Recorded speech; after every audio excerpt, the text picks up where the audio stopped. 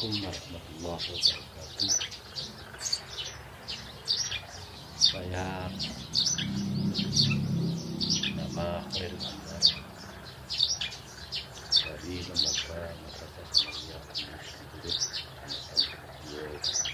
dan hari ini akan menyampaikan video pembelajaran teaching tentang untuk memenuhi tugas pendidikan profesi guru dalam jabatan angkatan pertama LPTK Universitas Islam Negeri Kiai Haji Ahmad Siddiq Jember.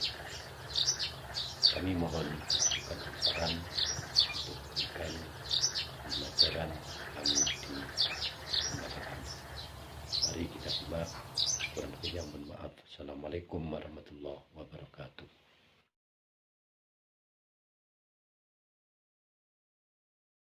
Wabarakatuh.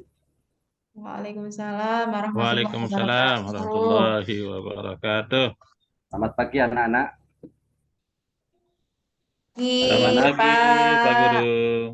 Bagaimana kabarnya hari ini? Alhamdulillah.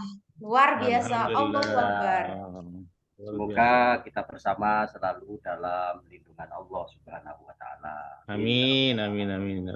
Baiklah anak-anak, kita hari ini memasuki pelajaran akidah akhlak di kelas 7. Tapi sebelumnya kami Bapak ingin mengecek kerapian, baik kerapian kelas, kerapian pribadi kita masing-masing, sebagai bentuk tanggung jawab kita kepada diri kita, juga tanggung jawab kita kepada lembaga ini. Baik, mohon sebelumnya ketua kelas menyiapkan dan memimpin doa. Kami mohon kepada ketua kelasnya, Astri Wandi, mohon ayo memimpin doa sambil menyiapkan. Ya. Sebelum kita doa, teman-teman duduk siap. Ya, semua tangan di atas meja, kita berdoa sambil mengangkat tangan. Berdoa mulai dengan membaca Ummul Kitab. Berdoa mulai. A'udzu billahi minasyaitonir rajim. Bismillahirrahmanirrahim. Alhamdulillahi rabbil alamin. Ar-Rahmanir Rahim. Maliki yaumiddin. Iyyaka na'budu wa iyyaka nasta'in. Ihdinas siratal mustaqim.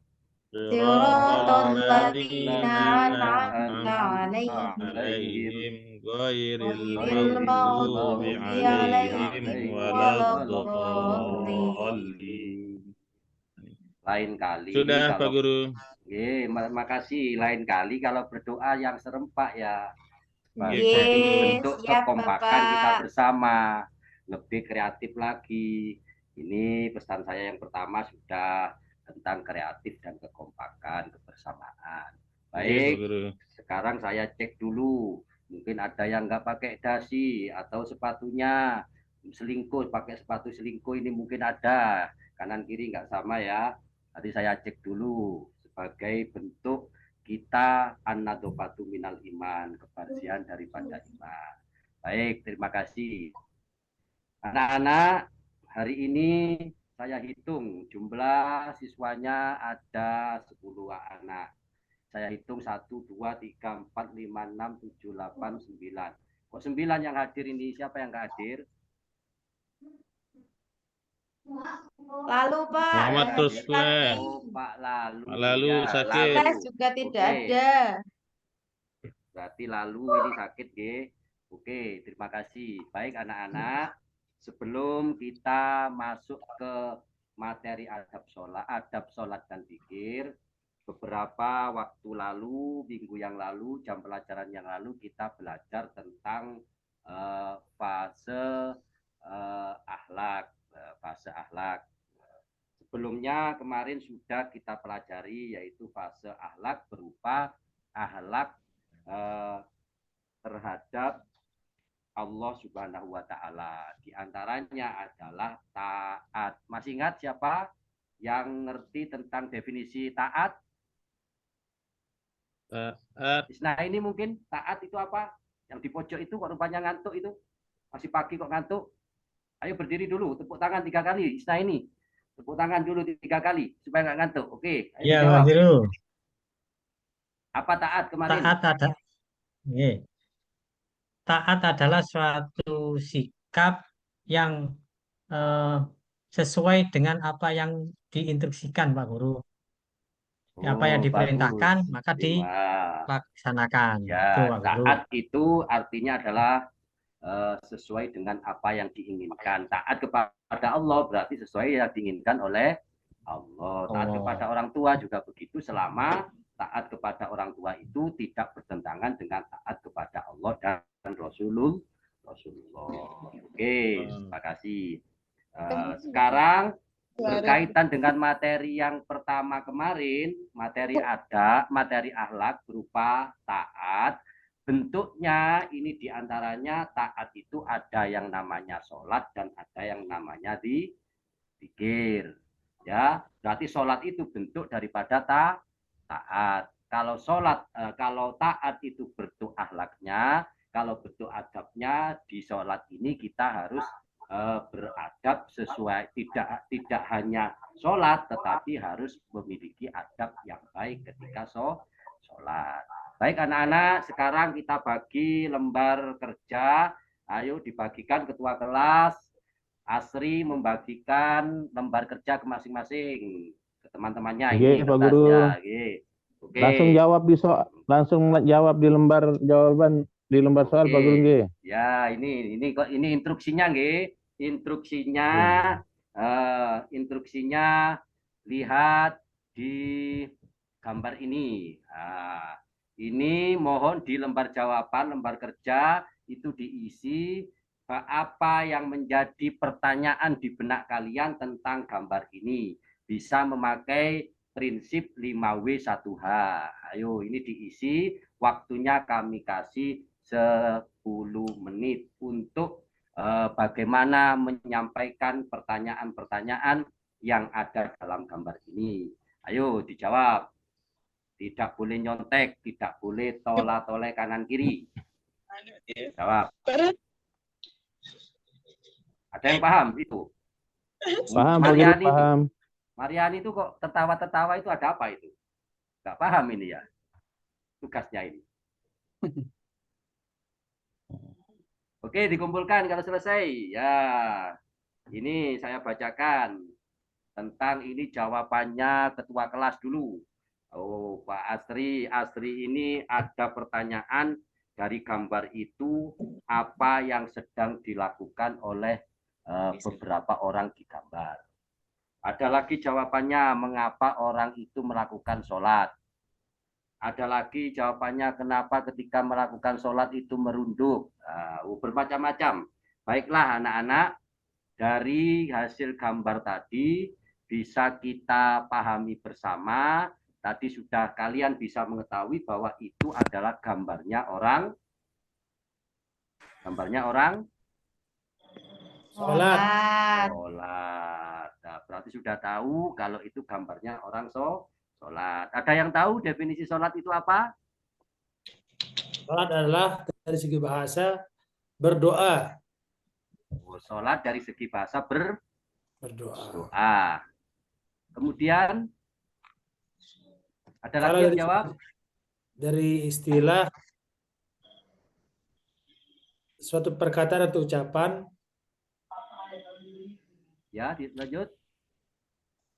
Yang diawali dengan takbir ihram, yang ditutup dengan salam. Tepuk tangan untuk lalu Yahyatul Kubro. Mantap sekali jawabannya. Yang lain mungkin ada yang menambahi tentang definisi sholat? Tidak, Pak. Sudah paham ya? Itu. Oke, kita lanjut. Ini sebelum kita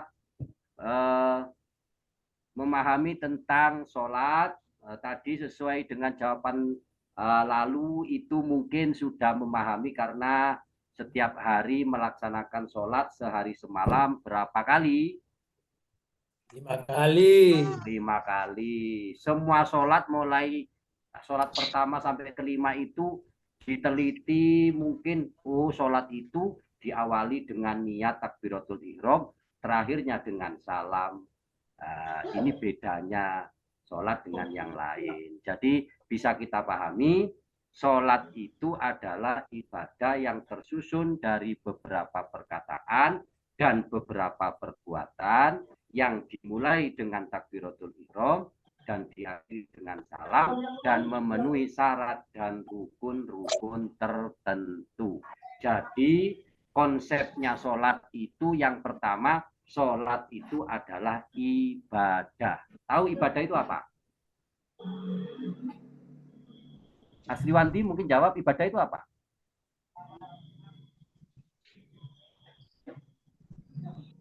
Ada yang tahu? Ibadah adalah Enggak ada. Ibadah itu bentuk Salah, Ustaz. bentuk perbuatan yang dilakukan oleh seorang hamba terhadap yang menciptakan hamba.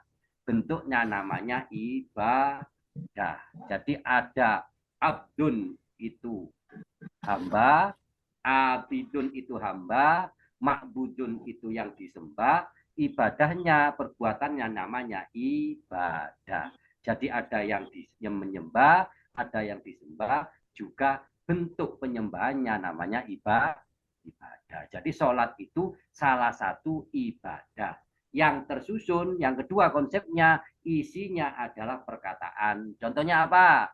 Perkataan yang ada di dalam sholat. Allahu Akbar. Ucapan Allahu Akbar. Bagus. Ada lagi, ayo. Apa lagi perkataan yang ada di dalam sholat? Bacaan doa iftitah. Oh, doa iftitah. Kelas 7 ini, masa yang tidak ada yang tidak hafal doa iftitah? Coba bacakan dulu. Isna ini. Mana Isna ini nih? Kunut Pak Guru. Kunut Wah. Pak Guru. Kabiro. Ya, Sugiono dulu, Sugiono. Baca Kabiro. Baca Kabiro. Udah hafal Pak Guru. Perlu nggak hafal ya wes, yang lain. Ini kalau nggak hafal nilainya saya masukkan ke nilai nih. Karena ini bentuk tanggung jawab ini. Beda-beda nanti nilainya. Oke, ada bentuk perkataan, di situ ada iftitah, ada bacaan-bacaan yang lain. Ada lagi bentuk perbuatan. Siapa yang tahu bentuk perbuatan? Contohnya apa? Oh ya, Pak Lalu apa? Mengangkat tangan. Mengangkat tangan. Mengangkat tangan itu bentuk perbuatan yang dimulai dengan dari takbiratul ihram sampai pada salam yang sesuai dengan syarat dan rukunnya. Sampai di sini ada pertanyaan dulu sebelum saya lanjutkan. Penutup Pak Hairul. Langsung penutup ya, Pak? Oke. Game. Baiklah anak-anak, tadi kalian sudah mempelajari pengertian sholat sampai ke adab-adabnya sholat. Untuk itu, untuk kali ini pelajaran sudah memasuki kurang 10 menit. Kami menyimpulkan dari hasil pembelajaran kita hari ini. Yang pertama, kita harus dengan belajar tentang sholat dan adabnya, ini harus bisa berubah.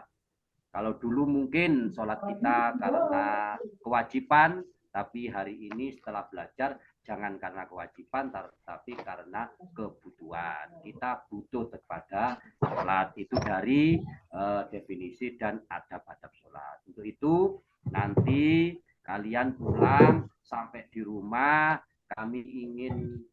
kami memberikan tugas kepada kalian untuk bekerja sama dengan orang tua, supaya orang tua nanti melihat sholat Anda itu bagaimana. Nanti supaya diteliti oleh orang tua, kami ingin penilaian dari orang tua di rumah tentang sholat yang dilakukan, apakah ada perbedaan antara sebelum belajar adab sholat dengan setelah belajar adab sholat.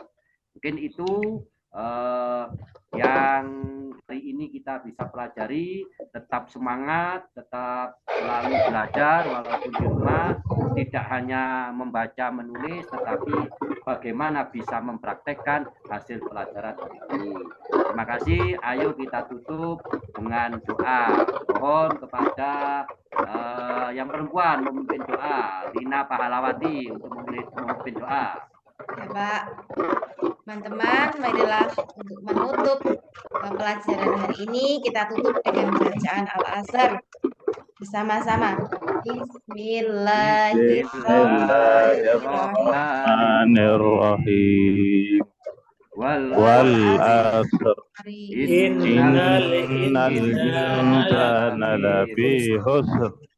إلا الذين آمنوا وعملوا الصالحات وتواصوا بالحق وتواصوا بالصبر. Terima kasih. Kurang lebihnya mohon maaf. Mudah-mudahan ilmu kita hari ini menjadi ilmu yang bermanfaat dunia akhirat. Kami akhiri. Assalamualaikum warahmatullahi wabarakatuh. Waalaikumsalam warahmatullahi wabarakatuh.